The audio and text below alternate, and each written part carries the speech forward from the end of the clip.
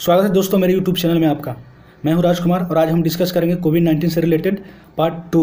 Part 1 में मैंने cover किया था जो सारे इश्यूज़ थे, और पार्ट 1 में मैंने दूसरी चीज़ें मैंने कवर कर रहा हूं, जैसे कि मेडिसिन है, केमिकल्स हैं, या जो स्टेट के जो प्लान्स हैं या गवर्नमेंट के, सेंट्रल गवर्नमेंट के जो प्लान्स हैं उसको मैं यहाँ पे डिस्कस करूँगा। ये topic exam point of view से बहुत इंपॉर्टेंट है, आप चाहे तो इसको पॉज करके नोट डाउन कर सकते हैं। चलिए डिस्कशन स्टार्ट करते हैं।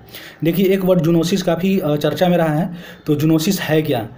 देखिए, जूनोसिस यदि कोई डिजीज एनिमल से ह्यूमन में ट्रांसमिट हो तो उसे जूनोसिस कहा जाता है। देखिए, एक नादिया नाम की एक टाइगर थी, उसकी डेथ हो गई यूएसए के जू में। तो इसको आप ध्यान में रखिएगा, क्योंकि यूपीएससी में टाइगर से रिलेटेड हमेशा ये क्वेश्चन पूछ देता है। एक बार पूछा था कि 2-3 टाइगर को ट्रांसफ़र किया गया है एक जू से, उसका नाम दिया गया था, किस जू में किया गया है। तो टाइगर से रिलेटेड यूपीएससी में 1-2 क्वेश्चन पूछ ही देता है, डायरेक्टली या इनडायरेक्टली। तो याद रखिएगा कि नादिया नाम की एक टाइगर थी, कोविड-19 से वो ग्रसित थी और यूएसए के जू में उसकी डेथ हो गई है। चलिए और वर्ड देखते हैं कि सोडियम हाइड्रोक्लोराइड काफ़ी चर्चा में रहा है। ये केमिकल्स क्यों चर्चा में रहा है? देखिए, चर्चा में इसलिए रहा है क्योंकि बहुत सारे जो मजदूर लोग थे वो दिल्ली, गुड़गांव से वो लोग अपने स्टेट की ओर, होम स्टेट की ओर आ रहे थे। तो उनके ऊपर पुलिस वालों ने ये सोडियम हाइड्रोक्लोराइड का छिड़काव किया। तो न्यूज़पेपर में आया था कि आप कैसे छिड़काव कर सकते हो सकता है उनको स्किन डिजीज हो जाए, कोई दीवार थोड़ी ना है। तो ये काफ़ी सारे चर्चा हुए थे। तो ये जानेंगे सोडियम हाइड्रोक्लोराइड है क्या। देखिए, सोडियम हाइड्रोक्लोराइड का उपयोग मुख्य रूप से पैथोजेंस को मारने के लिए किया जाता है, यानी कीटाणु या बैक्टीरिया को मारने के लिए किया जाता है। तो उनके शरीर पे इसलिए छिड़काव किया गया ताकि उनके शरीर पे कोई पैथोजेंस हो, बैक्टीरिया हो, तो उनको मारा जा सके। एक चीज़ ध्यान रखिएगा, सोडियम हाइड्रोक्लोराइड का यूज़ स्विमिंग पूल में भी होता है, क्योंकि आप नहाते हो तो वहाँ भी बहुत सारे कीटाणु फैल जाते हैं। तो उसको ख़त्म करने के लिए इसका उपयोग किया जाता है। भारत में सबसे पहले कीट विकास करने वाली एक महिला थी जिसका नाम है मीनल दखावे भोसले। याद रखिएगा इस लेडीज़ का नाम, मीनल दखावे भोसले का, क्योंकि इन्होंने एक प्रेग्नेंट महिला थी और प्रेग्नेंट होते हुए भी इन्होंने भारत में सबसे पहले कीट का विकास किया। ये बहुत ही काबिल तारीफ़ है और ऐसे लोगों को सम्मान करना चाहिए। ठीक है, अब देखते हैं। देखिए, साइटोकाइन स्टॉर्म।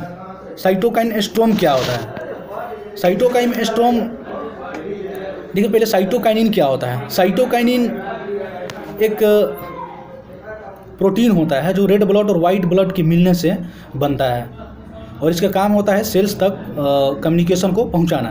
तो साइटोकाइनिन प्रोटीन जो होता है वो कई ड्रग्स दे देने से या कई दवाइयाँ दे देने से प्रोटीन तो ज़्यादा निर्मित हो जाता है, प्रोड्यूस हो जाता है, लेकिन बाद में इन्फेक्शन का खतरा रहता है। तो आजकल कोविड-19 से रिलेटेड जितने सारे पेशेंट हैं उनको इम्यूनिटी बढ़ाने के लिए कई प्रोटीन दिए जा रहे हैं, ड्रग्स दिए जा रहे हैं। तो कहीं डॉक्टर को ये याद सताने लगा है कहीं ऐसा तो नहीं है कि साइटोकाइनिन काफ़ी ज़्यादा मात्रा में हो जाए, इनके सेल्स में, पूरे बॉडी में पहुंच जाए तो इन्फेक्शन का खतरा हो जाए। तो पता चले कोविड-19 से मरे या ना मरे, इन्फेक्शन से ही वो मर गए। तो इस वर्ड को याद रखिएगा, साइटोकाइनिन स्टॉर्म। ठीक है, चलिए आगे बढ़ते हैं। ठीक है, सबसे पहले यूएसए ने अपने कीट का परीक्षण, जो वैक्सीन था कोविड-19 से रिलेटेड, वो कांगो जो कंट्री है उस पर इन्होंने किया है। याद रखिएगा, कांगो जो अफ्रीकन कंट्री है उस पर सबसे पहले इन्होंने अपने वैक्सीन कोविड-19 से रिलेटेड था उसका परीक्षण इन्होंने किया है। देखिए, एक पोर्टल काफ़ी चर्चा में रहा है, जी गोट पोर्टल। जी गोट पोर्टल क्या है? देखिए, जी गोट पोर्टल कोविड-19 से रिलेटेड वह पोर्टल है, जैसे कि कुछ लोग, जैसे डॉक्टर्स हैं, मरीज या आशा वर्कर हैं, या आपको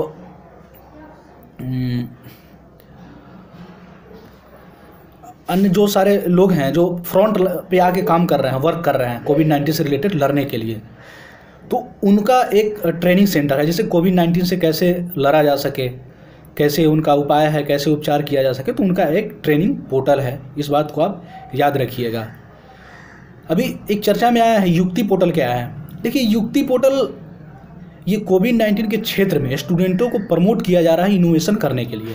जैसे कोविड-19 है तो इसमें आप इनोवेशन करो, स्टूडेंट को इनवाइट किया जा रहा है। ठीक है, ताकि तकनीकी विकास हो इसमें।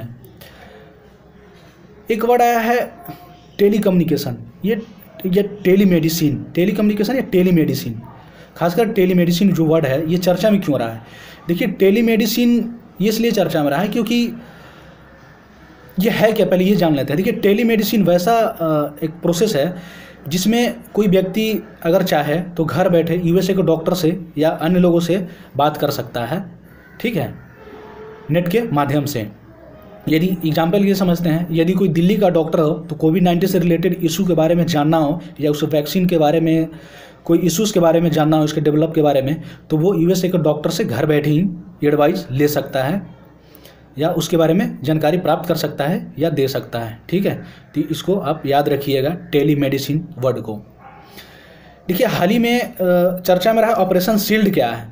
देखिए ऑपरेशन शील्ड दिल्ली सरकार द्वारा चलाया गया एक ऑपरेशन है जो कोविड-19 से रिलेटेड या कोविड-19 के से फाइटिंग करने के लिए ये ऑपरेशन शील्ड प्रोग्राम चलाया जा रहा है। एक और दिल्ली सरकार द्वारा प्रोग्राम चलाया जा रहा है 5T प्रोग्राम, ये भी कोविड-19 से रिलेटेड प्रोग्राम है जो दिल्ली गवर्नमेंट द्वारा चलाया जा रहा है। चलिए अभी आप देखे होंगे कि जूम एक ऐप है। ये जूम ऐप क्या है? देखिए जूम ऐप एक टेक्निकल एक ऐप है। जैसे कि आप इस ऐप के द्वारा घर बैठे ही आप कहीं से आप बात कर सकते हैं। जैसे भारत का प्रधानमंत्री हो, यूएसए के प्रधानमंत्री से बात कर सकता है। इसको अगर सीधी भाषा में कहें तो आप घर बैठे ही वीडियो कॉन्फ्रेंस के माध्यम से आप कहीं बात कर सकते हैं इस जू ऐप के द्वारा। याद रखिएगा ये जू ऐप चाइना का है, कोई नया नहीं है, ये बहुत पहले का ऐप है, लेकिन ये चर्चा में रहा है इसलिए इसको डिस्कस करना ज़रूरी है। तो ये एक वीडियो कॉन्फ्रेंसिंग ऐप है, इसको आप ध्यान में रखिएगा। देखिए हाल ही में एक वर्ड चर्चा में आ रहा है हेलीकॉप्टर मनी। ये क्या है और ये कोविड-19 से कैसे रिलेटेड है? देखिए इनडायरेक्टली रिलेटेड है, क्योंकि कई सारे इकोनॉमिस्ट कह रहे हैं कि कोविड-19 ख़त्म होने के बाद डिमांड तो ख़त्म हो जाएंगे लगभग, क्योंकि लोगों के पास पैसे नहीं रहेंगे तो डिमांड करेंगे कैसे, तो डिमांड को कैसे जनरेट किया जाए, है ना।